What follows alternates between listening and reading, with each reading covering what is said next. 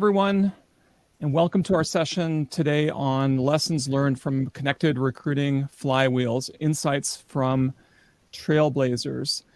Today we're going to be talking about flywheels and how to construct flywheels for your staffing firms, why you should construct flywheels, and the advantage of thinking about your business as a flywheel. With me today is Jeff Stotts, CMO of Haley Marketing. Jeff, you've been on 2 sessions previously. If you could introduce yourself. Nobody needs to hear from me anymore. I didn't like when I love being on the panels, but I didn't know they were back to back to back. So I had to change my sweater, just to look like it was new or something. So they did, but yeah, Jeff Stotts, Chief Marketing Officer. I've been on the staffing side for working in a staffing agency and doing a lot of this with Bullhorn and the whole flywheel concept and everything like that. So right now at Haley Marketing, and actually focused a lot on automation. So working with staffing firms to optimize their automation and do a lot of that work. And Connected Recruiting is all part of that, and what we do with candidate engagement and even process development and optimization. All right, fantastic. Thank you so much. Scott Fiore with TriStar, if you could please introduce yourself and tell us a bit about your firm and what you've done. Sure. Thanks, Maurice. Hi, everybody. My name's Scott Fiore. I'm president of TriStar. We're a professional staffing firm based in central Pennsylvania. And for the past couple of years, I've been on the automation journey with Maurice, and happy to talk to people about the processes and our successes and stumbles and everything in between. Wonderful. Thank you so much. And Raleigh, COO of Dietitians on Demand. Yeah. Hey, everybody. I'm Raleigh with Dietitians on Demand. Been with the company about 8 years now. Started way back about 7 years ago with Sense. We are a nationwide provider of dietitian staffing. Most of what we do is temporary clinical dietetics for hospitals and long-term care facilities. So we've been trying to kind of integrate automation into our company over the last few years with the help of Jeff and Maurice. Happy to be here. Thanks for asking me to join. Yes, thank you so much. And I'm Maurice Fuller. I'm the founder of Staffing Tech, and I work with staffing firms to build best-in-class technology stacks and platforms to maximize growth and efficiencies.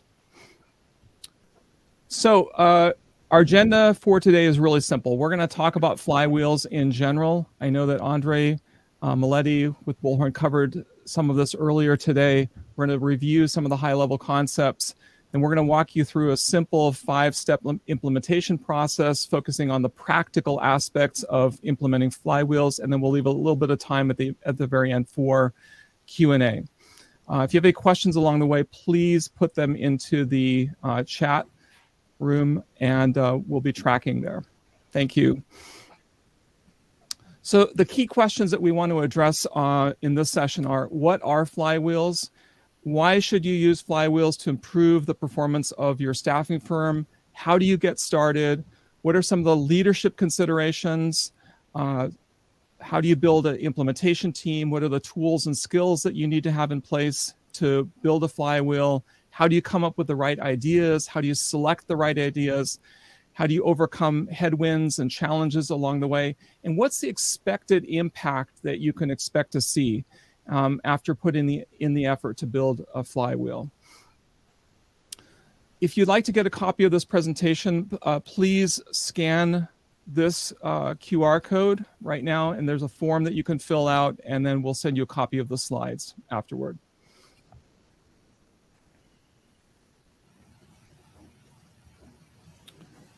All right, let's move on. We'll bring the slide up once more time at the very end. So overview of flywheels. What are flywheels? So we can think about the candidate journey from beginning to end as a life cycle, where we've got different phases of that process, where we get a lead for a talent or a candidate. We have a phase where the the person we're working with, we consider them a candidate. They're before the assignment begins. They're an applicant and they're a candidate. Once they are hired, they become an employee. After the assignment ends, they become an alumni. So, and within these different phases, we have sub-phases. Before employment, they are considered an applicant at one point, and then they become a candidate. When they're employees, there's a pre-employment stage. There's a stage where they're on assignment, and then they become alumni. So, and ideally, we want to optimize every phase of this process. Now, we can take this and we can align this with different processes that occur within our staffing firm. The first is these moments that matter. Moments that matter, these are touch points, interactions with humans. This is where your organization has an interaction with a candidate, with an employee, or an alumni. And that could be a human interaction, a text interaction, a phone interaction. It could be an interaction with some piece of your software, but it's a moment of truth or a moment that matters to all that are involved. And we can identify these moments that matter. These are just a handful of the ones that are noted. And by the way, I want to acknowledge Bullhorn for having created many of these slides that I'm about to show you, and Andre Maletti for producing these slides. So for example, in the applicant phase, the candidate phase, we have an intake process, a primary qualification process. And during the employee phase, we have onboarding, assignment surveys, time and expense. And as alumni, we have surveys, nurturing programs, job matching. And here in the talent lead, we have job advertising, apply process, et cetera. And I'm sure there's many more phases, and we'll be talking about this in a little bit. Now, aligned with each of these moments that matter, we have metrics. So we can take a process and we can align that with a mathematical construct so we can measure the effectiveness of that moment that matters. And here's some examples of some of those metrics. Conversion of percentage of lead to applicant, conversion percentage of lead to qualified candidate, conversion percentage of lead to employee. And there's many, many more. These are just some of the metrics that matter that have been identified. So the flywheel construct is when we're making improvements to our business, small improvements in different parts of our business. When we make those improvements, they compound and they accumulate. And so the flywheel becomes more and more effective. Our businesses become more efficient, more profitable. We grow faster as we make these improvements. And these improvements stack on top of each other. And this drives growth and continuous improvement throughout the business. So this is what we're going to focus on during our session today. So we can take these moments that matter. They align with metrics that matter. The metrics that matter align with business KPIs that results in our P&L statement. And the reverse is also true. We can start with our P&L statement, which drives all these other things going right back to the moments that matter. So these moments that matter, getting those right, are instrumental in the success of our business. So I was going to ask Raleigh, like as someone who is responsible for leading a lot of these initiatives, how do you think about this connection between the moments that matter and ultimately the roll up into your financial results? Yeah, we start a lot with moments that matter because we're doing lots of check-ins with our teams, and a lot of times these friction points will arise, and we'll look at those as opportunities to use automation to, help with whatever that issue is. But then it's nice to go back and check and make sure, does that actually connect with what we were trying to do on the business side? So I really love the fact that it is a two-way street. Sometimes we will start with, hey, what's a goal for the year? Well, let's try to increase margin. So then we reverse engineer. And eventually you can make your way back to what are those moments that we need to concentrate on to make that net effect. So it truly is a two-way street. And Scott, how do you think about all these different connections from metrics, touch points with your candidates and employees, rolling right back up to your P&L statement? So what I did is set certain goals for certain activities that I wanted to change or improve upon, and we started with redeployment and trying to reduce spend on job boards. And in the first full year, we were able to drop the number of placements that come through Indeed by 10% and increase our alumni placements by almost 50%. And so we're generating more candidates from what I would call non-hard cost sources. And that was one of the first things that we wanted to do with our journey in this automation world. Jeff, you work with a really wide range of companies, and I'm sure that the clients that you work with take a wide range of approaches from top down and bottom up. So kind of how do you think about these connections? I think it's the same thing. I mean, I think that like all these pieces are important individually. So like, you know, the business KPIs, obviously that's how you run your business. What indicates success? What doesn't? You know, when it comes to recruiting, there's metrics that matter. There's moments that matter, all these things. And they're great all individually, but like, you know, when I'm working with them, I'm like, okay, you know, to Raleigh's point, like, what's the goal? Like, what are we trying to do? Is it, you know, a lot of times there are process gaps or engagement gaps. Like when it talks about that is our candidate funnel. We have too many people in new lead status that are not getting talked to. We need to get them down the funnel. Our redeployment is X. We needed to get it to Y. If we have all of these things, then all of this kind of works together. And we look at those points at which, like, you know, again, how many are we getting into the flywheel? Okay, what's happening? Where are our exit? I kind of think of it almost like e-commerce in a lot of ways. Is like there's that abandoned cart. There's that, like, you know, what else do we need to do? And there's all these exit points around there. And it's a matter of like measuring what's important and also what's going to move the business. And those a lot of times are two different things.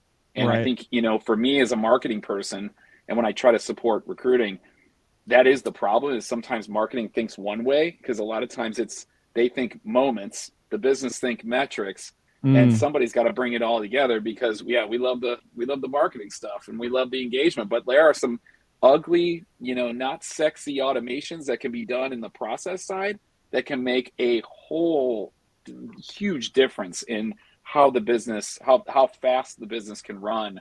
That I think, again, it's just putting all those pieces together. Yep. Okay. We're going to be talking about that in more detail here. So let's go through this simple 5-step implementation process. The phases are readiness for flywheels and for change, ideation, coming up with the right ideas, selecting the right ideas, implementing those ideas, and continuously improving that flywheel. So we're going to start with readiness first. This is super important. If we're not ready organizationally to start driving change, we're not going to be successful. So, Raleigh, if you could sort of share some of the practices that you learned along the way, and some of the things that your organization thought about as you prepared for building these flywheels.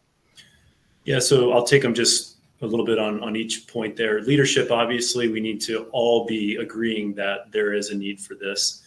And then we're meeting with our individual teams to figure out what their friction points are, like I mentioned earlier, and deciding if those friction points are a good candidate for some sort of automation. And then we're, you know, making sure that the skills on our team, the people who are going to be using these tools, are matching up with the skills of those folks. So I'm probably not going to be in charge of HubSpot automation because I'm a big ideas guy and I get a little lost in the weeds. And then the process is typically we like to take a look at maybe a tool, for example, get a power user or two in the company, have them kind of test it out, make sure that it's working, run some tests on it, walk the candidate journey if it's a candidate engagement tool, and then make sure that it's ready for rollout.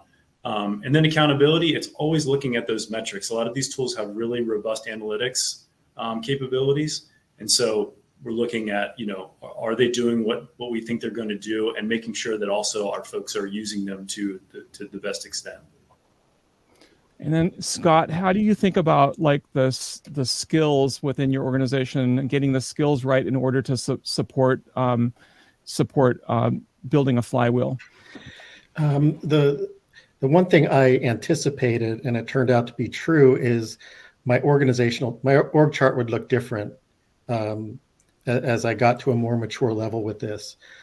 My goal was to reduce the higher cost employees, recruiters, with automation, and it required me to hire some support people.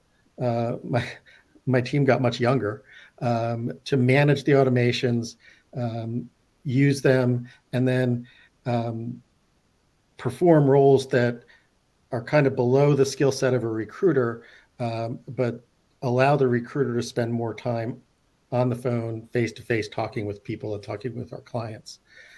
So that was really I anticipated that, and that was what I got out of that. I've significantly reduced my salary costs through this. It's really interesting. Jeff, when you work with a new client, maybe they haven't done anything in this area. Like, how do you think about getting that client ready for this change? I mean, it's just like anything else. It's got to be a mindset change. I think there's a whole preparation, and as a third-party consultant, I mean, it's I have the luxury of being able to tell companies like, this is what you should expect. This is it, but they got to really live it. And top down's not going to work. Bottom up's not going to work. And I've seen that. I mean, it's really, and I hate to say digital transformation because it's like the 5th year of that. It's the 7th year of automation and all this stuff. But it truly is like you're taking a concept of recruiting that's top down, left, right, whatever, and making it a flywheel. So it's continuous. So you've got to think about, there needs to be activity in each one of these sections, which means I need people, I need eyes on it, I need metrics, so like it is saying, to Scott's point, I need new skill set. I need somebody looking at this. I need, but everybody's got to buy into it. And I think that's the biggest step, is if you explain it correctly and the outcomes, and this really will do a lot more with less if done right, like that. Everybody, it's just like EOS. Everybody's got to be aligned. It's transparency, all that stuff. I mean, the same thing is with connected recruiting and kind of that flywheel concept. Fantastic. One more comment, just to get leadership ready. I think it's one thing that you said, Maurice, is like you're going to become more of a IT company or move in the direction of a technology company, also in concert with growing as a staffing company. So if you can think about your team and your skill sets in that regard, I feel like it gets people kind of primed for this idea of like, okay, we've got a journey to go on. Let's start to chip away at it. That's a great point, Raleigh. When I first started working with Maurice, he told me to think about evolving into not a staffing company that does tech, but a tech company that provides staffing. And if anything, what I said back then is even more true with the advent of large language models and generative AI. This piece of our business is going to accelerate. All right, thank you so much. Let's move on to step 2, which is the ideation process. And there's really multiple ways that we can do it. We can start top down. We can work from the bottom up. We can start in the middle of the process, start with proven ideas. Jeff Stotts works with many companies, for example, has many proven ideas, can be implemented, or we can follow the journey. And so I want to sort of walk us through this step, because this is going to enable us to generate dozens and dozens of ideas. Then we need to select the best ideas, the ones that will result in the highest impact with the least amount of effort. So if we want to start from, if we want to look at it from sort of a top-down perspective, at the very highest level, we have financial KFIs, revenue, expenses, gross margin, for example. These connect into business KPIs, for example, candidate acquisition cost or average revenue per placement. This connects into operational metrics that matter, like percentage of candidates sourced from your ATS or average bill rate. and assignment length, and all of this comes right back to touch points and the execution, the core execution of our business. For example, how do we qualify candidates and their skill sets? So an example of that, if we start at the top level and we want to think about increasing revenues, how do we do that? Well, there's many ways of doing it. I'm just going to show you one example. Maybe we think about increasing the average revenue per placement. How do we do that? Well, revenue per placement would be bill rate times number of hours on the assignment. So we think about the average bill rate. Can we increase that bill rate? Average assignment length. How do we increase the average assignment length? Maybe it's connected back to employee satisfaction. If they're happy on assignment, then they're likely to stay longer. If the manager is happy, they're likely to stay longer. We can look at early terminations or fall-offs and the percentage of those as a metric that we want to measure. The moments that matter that are connected to these metrics are the negotiated bill rates, our qualification process, our skills assessment process, our onboarding process, the support that we provide to our field employees. So this would be an example top down where we set a top level objective, and here are the metrics and moments that we would focus on. But we could do it in reverse as well. We could start with moments that matter. For example, hey, what would happen if we improve the candidate qualification process or improve the skills assessment process? What would that do for us? Well, that would likely lead to happier employees, better matches, longer assignment lengths, fewer early terminations, which would increase average revenue per placement, which would lead to higher revenues on our P&L statement. So all of these things are connected. We can start at the top and move to the bottom, or the bottom and move up.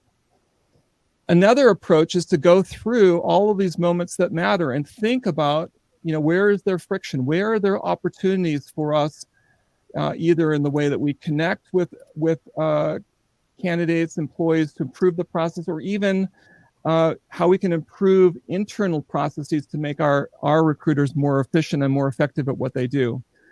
Likewise, another way we can start in the middle is by looking at metrics along the way, metrics that line with these moments that matter or otherwise. And identify metrics that are high leverage, high impact, that we can focus on to improve the operations of the business. Another one, and I'm hoping that Jeff Stotts can speak to this a little bit. This is a tool that that you can use for doing workshops with candidates, and looking at candidates and also looking at clients and the journey that they go through from beginning to end, leading up to successful placement. This is a tool that Andrew Roger, who would have been on this panel, uses with RecMate to workshops with his clients. And I'm sure, Jeff, you do something similar with your clients. Yeah, I think, it's funny, to your point of, I think, it was around the ideation, top down, bottom up, but, where do you start? This is typically, and Andrew did a great job of kind of seeing simultaneously how things work, because it's not just one side or the other. But this is kind of the oh crap moments of and I've done this before. I said, let's walk the process. What happens? And I would have a CEO, I'd have a recruiting manager, and I'd have an ops person. And they'd give me 3 different answers at what would happen at a certain thing. Well, somebody fills out an application and an email goes out. And somebody would be like, an email doesn't go out? What are you talking about? No, there's no email. Oh yeah, sure, an email goes out. Well, and then we call the candidate. No, we don't. We don't do anything. So you get a lot of those, and that's a great way. And this is a nice way to visualize what does it look like, how a bill becomes a law type of thing where, and then also, again, e-commerce, what happens if they're a silver medalist? What happens if they ghost? What happens if, something happens during the on assignment? So, being able to, and that's what I tell all my clients is script it out, write it out. Let's go through the process and let's figure it out, because I guarantee you, you will find a ton of things to fix when you do it. Yeah. And Scott, I know you've done a lot of work through all these different phases with your business. How do you think about this journey? It is somewhat top down and somewhat bottom up. When we jumped into the automation process, we started with the easy stuff, the redeployments, data hygiene, the easy automations to run, and the low risk, where if you did something wrong, it's going to come back and bite you. So the first 15, 20 automations were simple, and that built confidence in the team. And then we started working on, I said, I want to reduce what I'm paying for candidates. So let's get more redeployments. Let's get more referrals. And then I let my team identify how to do that. And I have one person who's responsible for automation. She meets every week, 15 minutes with everybody in the whole team, and they just throw automation ideas at her. These are things we can update. Then we prioritize that. And then there's a half-hour meeting every week where they talk about, are the automations working? If they heard something good or bad about an automation that needs to be tweaked. So we're constantly tweaking them, and I'm doing more of that than I thought I would probably. But at the same time, keeping a good list of things that we can prioritize and figure out where they're going to impact the business, and then decide to run with them or not. And you touched on a lot of topics that we're going to get into later on prioritization and selection. And Raleigh, you mentioned when we were speaking earlier the importance of small wins, like small initial wins, and how that getting these wins in the beginning can help build momentum within your organization.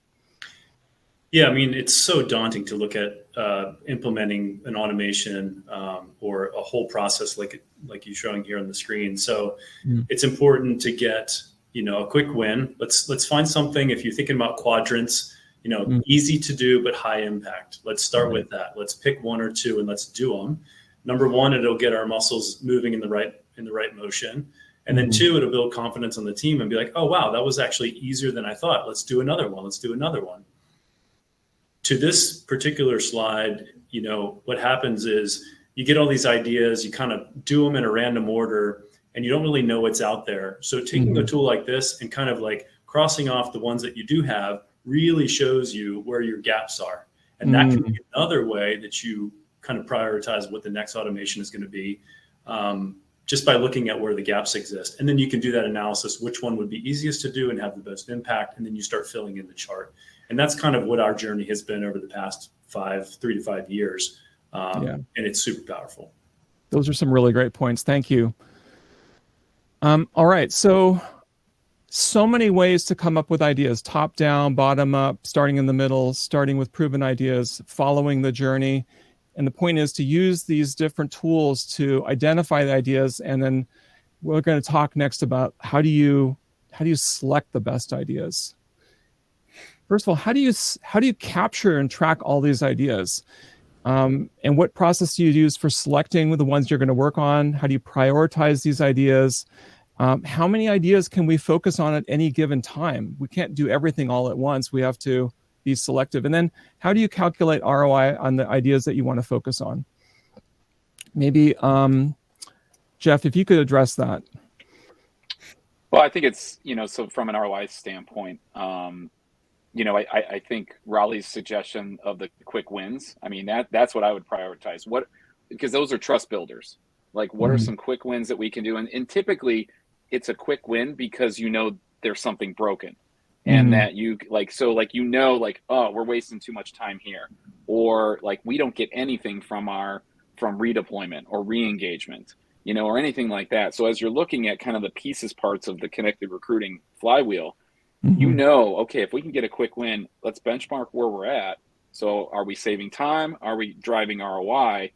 And then we're able to just benchmark. And then what happens? So if we don't know what we're getting from a re-engagement campaign, let's track it. Look at source attribution, track it all the way through if you can to placement. And now, through an ROI formula of, average bill rate times average, number of hours worked, or, direct placement fee or something, we at least directionally have some ROI there. And then again, that just kind of builds upon itself, because not everything's going to give you ROI, it's going to give you time. It's going to give you better process or something like that. So that's the way that I would go with it. Cool. Thank you. And Scott, what are your thoughts on how your team prioritizes, and how do you capture and manage all these ideas that you come up with? We keep a big spreadsheet, and we have automations categorized in different areas of the business. So all the automation ideas get on that spreadsheet. And then we see where there's duplication, or see where we can, again, make the quick wins. What are the easy ones to write and get moving? And what are the more difficult ones that someone's going to have to spend a little bit more time with? It was interesting. We lost a staff member, so I pulled my automation person kind of from full-time automation almost to very part-time automation, and automation's kind of stopped. And it really showed me in real terms, you have to have that focus on it. And what we found over time is where we were kind of pushing people to think about automation. Now we don't have to. These 15-minute meetings, they've got ideas. Right. Can we automate this? Can we automate that? Even our back office folks are starting to get into the process of that also, thinking what we can automate. Thank you. And Raleigh, what are your thoughts on selection? Yeah, so there'll be no shortage of ideas. That's always the thing. You open the floodgates and it's like, okay, we'll slow down. So however you track it, I feel like is best. Whatever's best for your team is best for your team. But the one thing that I would caution about is trying too many things at one time, because then you don't know what lever you're pulling is making the difference, positive or negative. And just a quick thought on ROI as well. We always think about like, well, how much does the tool cost, or how much time will this automation save? Think about it in those terms, but also think about it in terms of what could someone on my team be doing that's more valuable than what this automation is going to be doing. So it's not always just the dollar for dollar cost of, how much you pay the employee to do it versus how much you pay the tool to do it. It's like, well, what else can that person be freed up to do that may be a little bit more meaningful to the business KPIs that will move things along a little bit on the macro. Nice. And work on higher value work. Awesome. Thank you. Okay. So we've got just a little bit of time left. All of you, what's your best advice around implementation to do this successfully? Starting with Raleigh. Yeah. So I think the unknown and change management are the two big ones. So like I said earlier, we typically try to test these on a small scale and get a couple of power users in there to figure out really what's going on before we go full bore on everything. But yeah, our main headwinds are just, we've done it this way for so long, and we're changing, the course. And so it's figuring out a gentle way to get people there, but also get them to believe in it. And so we find that, dipping your toe in is kind of the best first step. Excellent. And Scott, same question. The best advice I would give is when you make the decision to go down this path, make automation someone's primary responsibility. It's so important because things change so quickly. They're constantly learning. They're coming up with their own ideas. And then equal to that is communicate. Because initially, the team was, we would automate something, and then my recruiters are doing the same thing that the automation is because they didn't trust the automation. Yeah. So, we learned, we just have to communicate to people. Yeah, it's working. So those are my big ones. And then Jeff, what can you share with us from having implemented literally thousands of automations with your clients? You're going to screw up. So is that the not launch button? Like I see, the paralysis by analysis is I'm not launching anything because it's going to screw something up.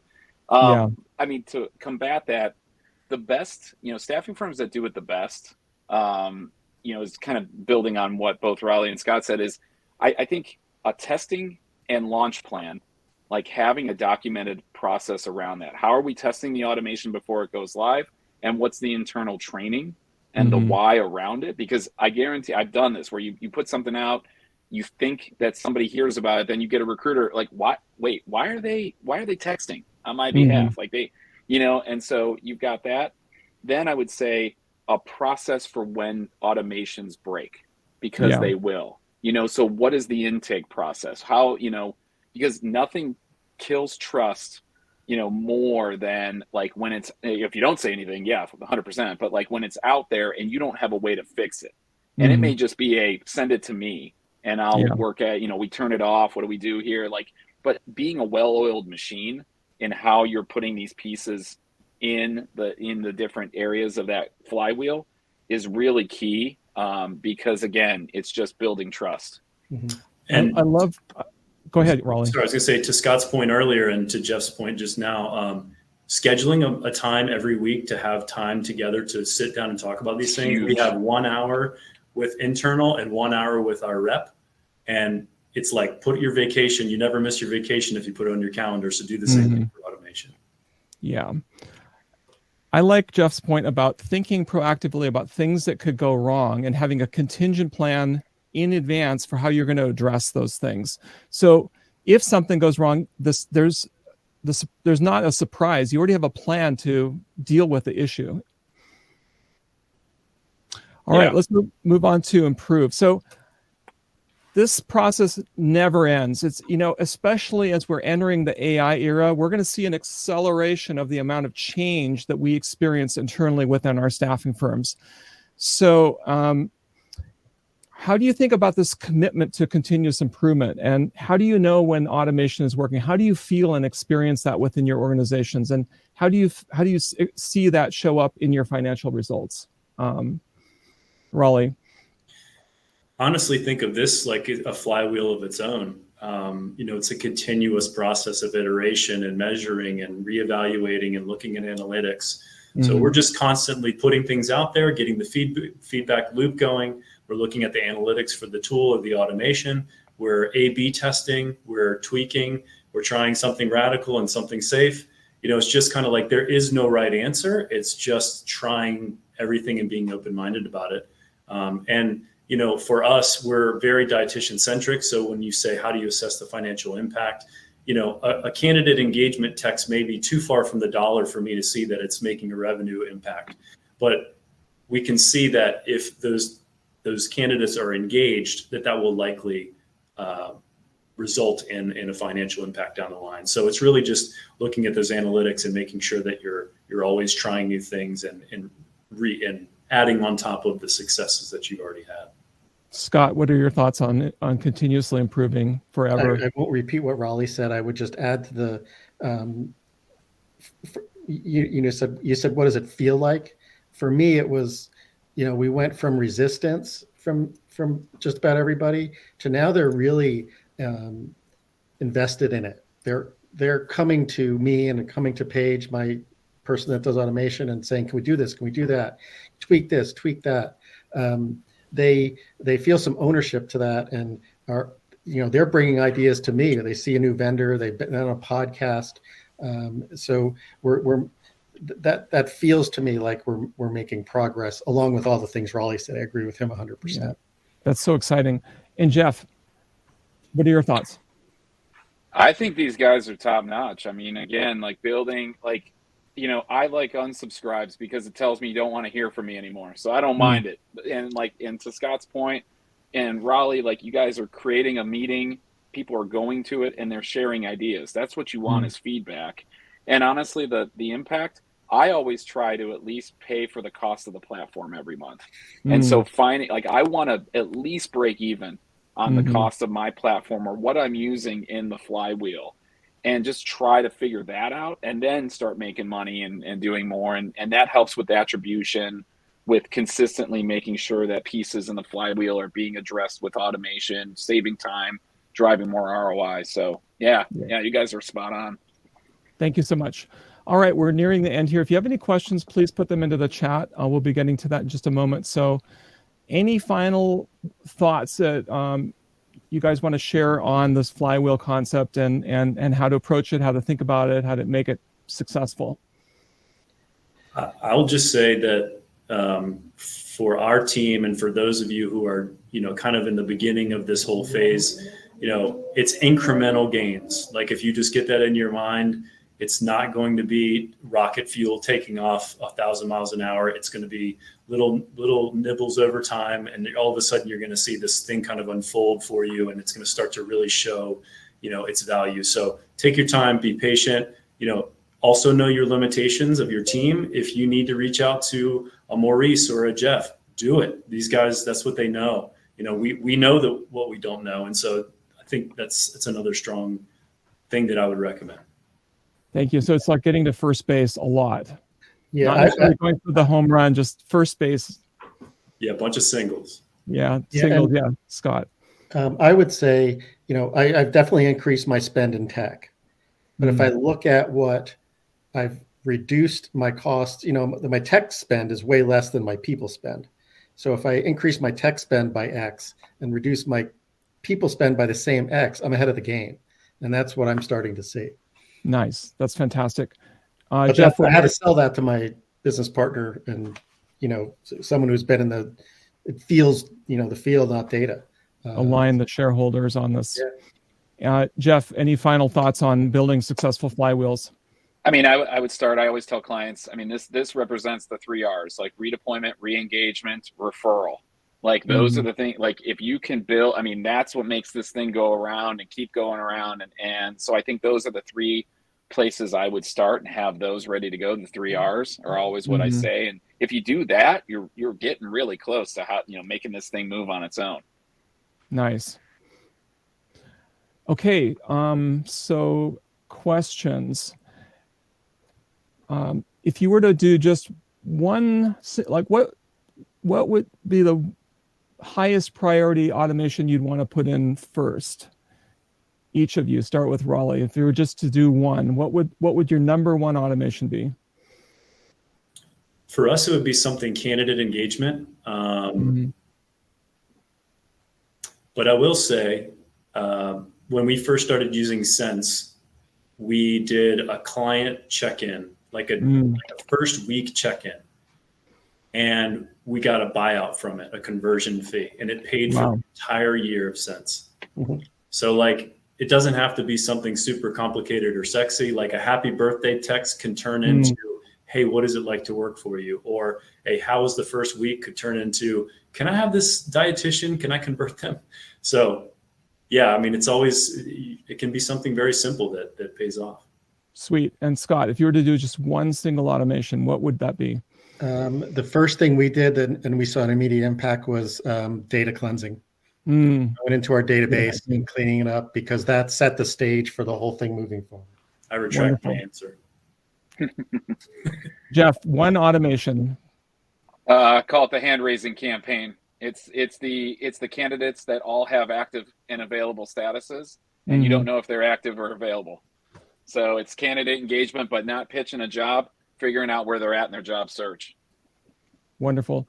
Gentlemen, thank you so much. Thanks, Raleigh. Thanks, Scott. Thanks, Jeff. Thanks, everyone on this session for listening. Again, if you'd like a copy of this presentation, here's the QR code.